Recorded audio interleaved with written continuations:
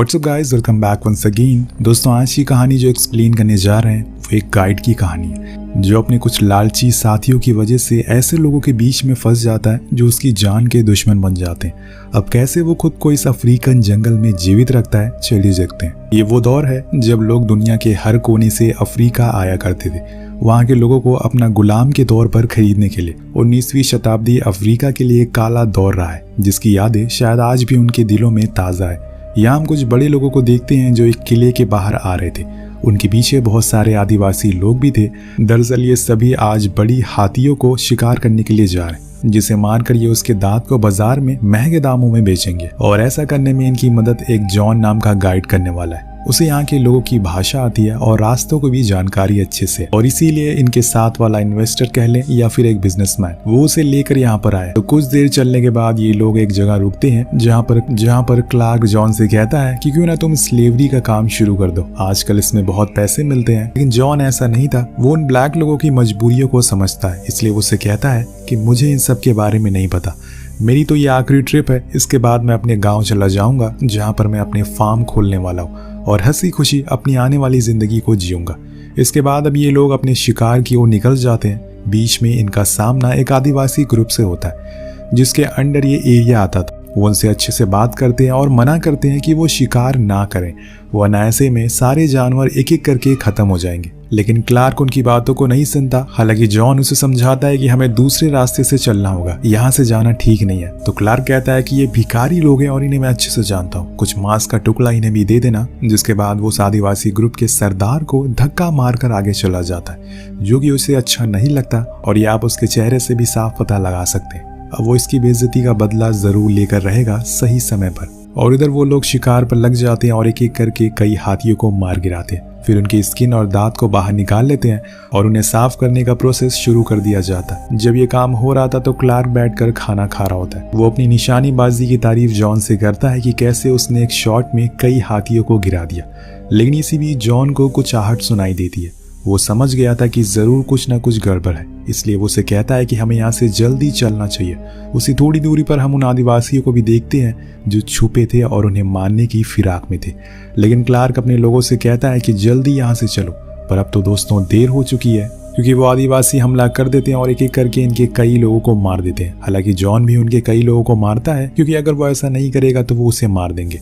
पर आखिर में दोनों ही पकड़े जाते हैं, जिसके बाद वो लोग उन्हें पकड़कर अपने कबीले में लेकर जाते हैं और वहां पर उनके सामानों को निकालकर सभी फेंकना शुरू कर देते हैं और फिर उनके लोगों के साथ बदसलूकी कर, और एक इंसान को तो वो लोग मिट्टी लगाकर जिंदा ही पकाना शुरू कर देते हैं। और उधर क्लार्क को वो लोग रस्सी से बांधकर एक जहरीले सांप के पास लेटा देते हैं और उससे कहते हैं कि इससे खेलो। लेकिन यहाँ पर क्लार्क डर चुका था, वो भागने की कोशिश करता है कि तभी वो सांप उसे डस लेता है और उसकी मौके पर ही मौत हो जाती है। इसके बाद बारी आती है जॉन की। वो उसे मारते नहीं बल्कि उसके साथ बदसलूकी करते, जैसे कि उसके सारे कपड़ों को उतार देते हैं और फिर कुछ लोग उसे एक मैदान में ले जाते हैं जहां पर वो एक तीर चलाते हैं और उसके पीछे भागने को कहते हैं। जॉन को एक सही मौका लगता है यहाँ से बच निकलने का, इसलिए वो बिना रुके ही भागना शुरू कर देता है। कुछ ही देर बाद वो उस तीर के आगे निकल जाता है और जब ये वो आदिवासी देखते हैं तो वो चिल्लाना शुरू कर देते हैं, जल्दी से उसे पकड़ो। फिर एक आदमी उसके पीछे भागता है उसे मारने के लिए, लेकिन जॉन भी तेज था, वो रुकता नहीं बल्कि भागता ही रहता है। और जब वो आदमी उसके पास आता है तो वो उस पर भाला फेंकता है, लेकिन जॉन बच जाता है और फिर उसी भाले से वो उस आदिवासी के पेट में घुसा देता है, जिससे उसकी मौत हो जाती है। और फिर उसके सारे सामानों को ले लेता है, जैसे कि उसकी चप्पल, उसके कपड़े और बहुत कुछ, और फिर वहां से भागना शुरू कर देता है। अब वो लोग उसे भी देख लेते हैं और अपने दूसरे आदमी को भेजते हैं, लेकिन वो तब भी नहीं रुकता और भागता रहता है। अब यहाँ जॉन तो नहीं थकता, लेकिन वो आदिवासी जरूर थक जाता है। वो वहीं गिर जाता है और कुछ इस तरह से वो उनकी पकड़ से थोड़ा सा दूर आ जाता है। जॉन की यहाँ जान की दाव पर लगी थी, इसलिए उसके अंदर और ताकत और हिम्मत आ गई थी। लेकिन अब उसके पैरों में भी दर्द होना शुरू हो जाता है, इसलिए उसने जो आदिवासी के पास कुछ जानवर के चमड़े लिए थे उन्हें वो अपने पैरों में बांध लेता है, जिससे उसे आराम रहे। और थोड़ा वहीं दूरी पर हम उन आदिवासियों के लीडर को देख, जो अपने टैलेंट की बदौलत जॉन तक पहुंच जाता है, क्योंकि उसने उनके पैरों के निशान को ढूंढ लिया था। वो उसके पीछा करते करते यहाँ तक आ जाता है। जॉन उसे देख लेता है और फिर उसे छुपना शुरू कर देता है। वो एक तरकीब लगाता है, अपने जूतों को एक पेड़ के पीछे छुपा देता है ताकि सामने वालों को लगे कि वो वहीं छुपा हुआ है और लीडर उस पर निशाना साधता है। लेकिन तभी पीछे से जॉन आ जाता है और उसके पेट में चाकू घुसा देता है।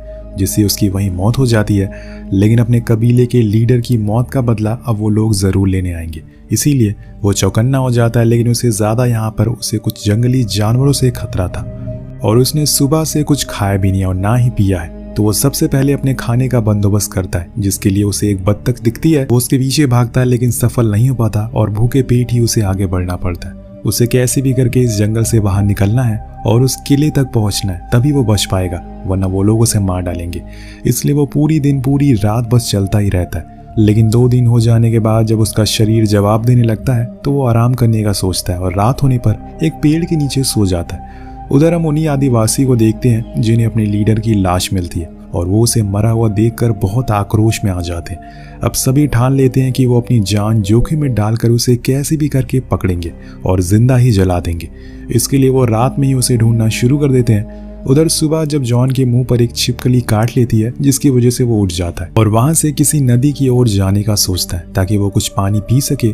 वहीं दूसरी ओर आदिवासी एक प्लान बनाते हैं कि कैसे वो उसको पकड़ेंगे। वो अपना ड्रम बजाते हैं जिससे कि सारे जानवर इधर से उधर भागना शुरू कर देते हैं और इसकी वजह से जॉन को अपनी जगह छोड़नी पड़ती है। इसी चक्कर में एक आदिवासी उसे देख लेता है और फिर सभी उसके पीछे भागना शुरू कर देते हैं। लेकिन जॉन को इस बारे में नहीं पता था। वो कैसे भी करके जंगल के बीच से होते हुए एक नदी के पास पहुंच जाता है और यहाँ सबसे पहले वो अपनी प्यास बुझाता है और थोड़ा सुकून लेता है। लेकिन वो अब आदिवासी उसके पैरों के निशान देख लेते हैं और उस नदी के करीब आना शुरू कर देते हैं। पर जॉन उनकी आवाज़ सुन लेता है और फौरन जाकर जंगल में छुप जाता है। लेकिन उसके पैरों के निशान वहीं रह जाते हैं जो उसके यहाँ पर आने का सबूत दे रहे थे।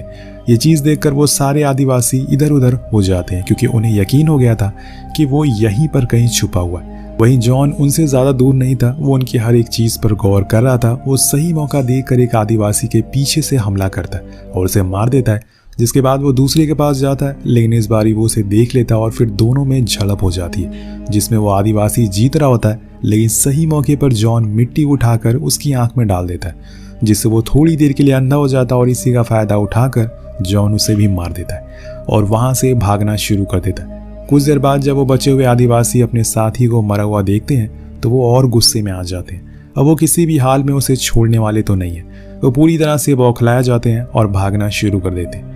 इधर जॉन यानी कि गाइड थक कर एक जगह पर बैठ जाता और पानी पीने लगता है जो उसने उस नदी से भरा था। लेकिन तभी इसी बीच उसके पीछे से एक तीर आकर लगता है जो कि उन आदिवासियों ने मारा था। वो पीछे मुड़कर देखता है तो वो उनके पास ही आ रहे थे, इसीलिए वो फिर से भागना शुरू करता है। फिर एक ऊंचाई जगह पर चला जाता है जिसके चारों ओर वो आग लगा देता है जिससे वहां पर कोई आ ना पाए। और जब ये बात आदिवासी देखते हैं तो वो गुस्से में आ जाते हैं क्योंकि अब उन्हें घूम कर जाना होगा, इसमें उन्हें बहुत समय लगने वाला है। उधर जॉन को लगता है कि अब वो जीत गया और इसीलिए वो बहुत खुश होता है क्योंकि अब उसके पास ज़्यादा समय है यहाँ से बाहर निकलने का। उसे रास्ता भी थोड़ा थोड़ा याद आ रहा है और वो उसी रास्ते की ओर बढ़ना शुरू करता है।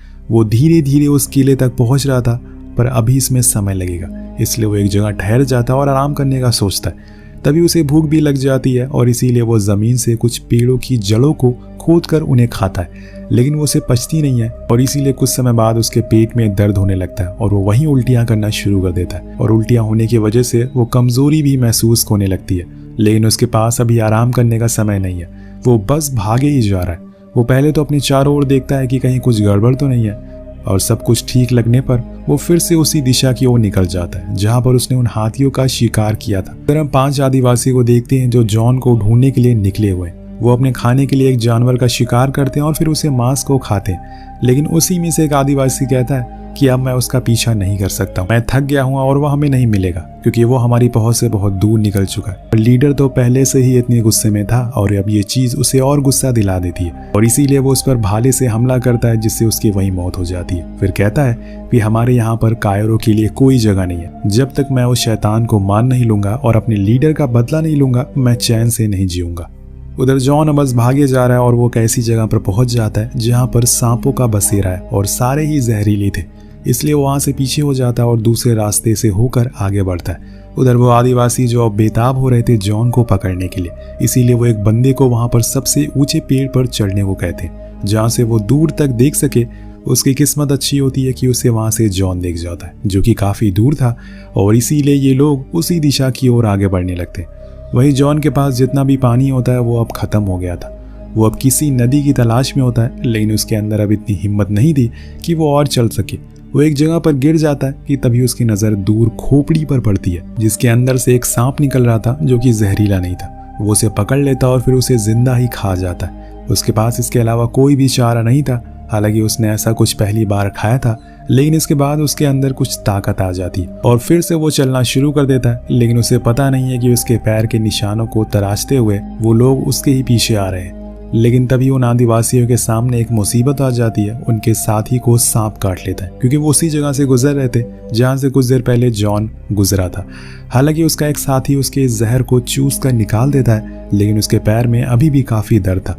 वो उसे वहीं छोड़कर आगे बढ़ने का फैसला करते हैं। वहाँ जॉन को बरसों के बाद एक जगह पर कुछ इकट्ठा हुआ पानी मिलता है, जिसे पीकर वो बहुत ही ज्यादा खुश होता है और उसे नहा भी लेता है। अगले दिन वो एक जगह पहुंचता है जहाँ पर एक दूसरे आदिवासियों का कबीला था। शायद वहाँ किसी तरह की शादी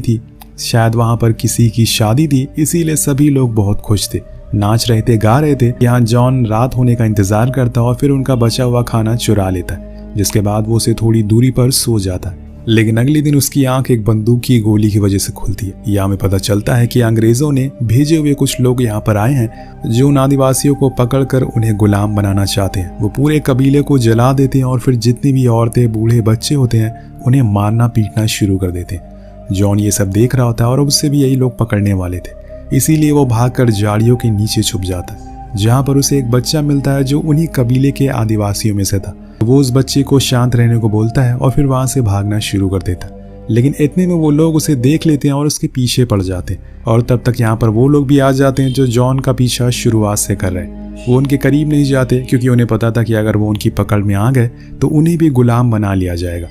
वही जॉन अपनी जान बचाने के चक्कर में जाकर एक नदी में कूद जाता है, जो कि बहुत ही गहरी होती है, जिस वजह से वो डूब जाता है और उसकी सांसें रुक जाती है। लेकिन तभी हम उस बच्चे को देखते हैं जो जॉन को वहां मिला था। वो उसकी मदद करता और उसे ऊपर खींचता है, लेकिन यहाँ जॉन तो बेहोश था, इसीलिए वो बच्चे को लगता है कि वो मर गया। वो वहीं रोना शुरू कर देता है और उसे होश में लाने के लिए वो बच्चा पूरी कोशिश करता है और आखिर में उसे होश भी आ जाता है। इसी बीच हम उस कबीले को भी देखते हैं जहाँ पर कुछ देर पहले खुशियों का माहौल था, लोग नाच रहे थे, गा रहे थे, लेकिन अब वहाँ पर मातम छाया हुआ है। सभी को वो अंग्रेज के लोग लंदन लेकर जा रहे हैं, उनके गले में फंदा लगाकर। उधर वो बच्चा जॉन के लिए खाना भी बनाता है। वो भले ही छोटा था, लेकिन यहाँ उसे तौर तरीकों के बारे में सब कुछ पता था। वो उसके अच्छे से ख्याल रखता है, जिसके बाद वो दोनों गाना गाते हुए आगे चलने लगते हैं। दोनों रात होने पर वहीं रुक जाते हैं। अगले दिन फिर दोनों गाना गाते हुए आगे बढ़ते हैं, लेकिन एक जगह आकर वो बच्चा रुक जाता है, क्योंकि ये उसके गाँव की सीमा का अंत होता है और इसके आगे वो नहीं जा सकता। वो बिना कुछ बोले ही वहां से भाग जाता है। जॉन को भी समझ आ जाता है, इसलिए वो बिना ही कुछ बोले